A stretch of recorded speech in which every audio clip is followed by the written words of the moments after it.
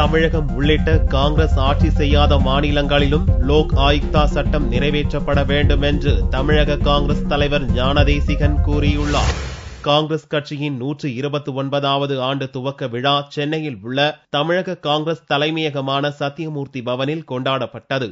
விழாவில் தமிழக காங்கிரஸ் தலைவர் ஞானதேசிகன் கலந்து கொண்டு கொடியேற்றி இனிப்புகள் வழங்கினார். இதைத் தொடர்ந்து காங்கிரஸ் கமிட்டியின் 20 அம்ச செயல் திட்டங்கள் செயல்படுத்துவது குறித்து காங்கிரசார் உறுதிமொழி எடுத்துக் கொண்டனர். பின்னர் செய்தியாளர்களிடம் பேசிய ஞானதேசிகன், காங்கிரஸ் ஆளும் மாநிலங்களில் பிப்ரவரி 28ஆம் தேதிக்குள் லோக் ஆயுக்தா சட்டத்தை நிறைவேற்ற வேண்டும் என ராகுல் கூறியிருப்பதை சுட்டிக்காட்டினார். தமிழகம் உள்ளிட்ட காங்கிரஸ் ஆட்சி செய்யாத மாநிலங்களிலும் லோக் ஆயுக்தா சட்டத்தை நிறைவேற்ற வேண்டும் என எதிர்பார்ப்பதாகவும் அவர் தெரிவித்தார். காங்கிரஸ் ஆளுகிற மாநிலம் முழுவதும் நேற்று முதலமைச்சர்கள் கூட்டம் காங்கிரஸ் கட்சியின் துணைத் தலைவர் ராகுல் காந்தி அவர்கள் கூட்டி அதில் எடுக்கப்பட்ட முடிவுகள் பிப்ரவரி 28க்குள் இந்த சட்டம் காங்கிரஸ் ஆளுகிற மாநிலங்களிலே வர வேண்டும் என்று சொல்லியிருக்கிறார்.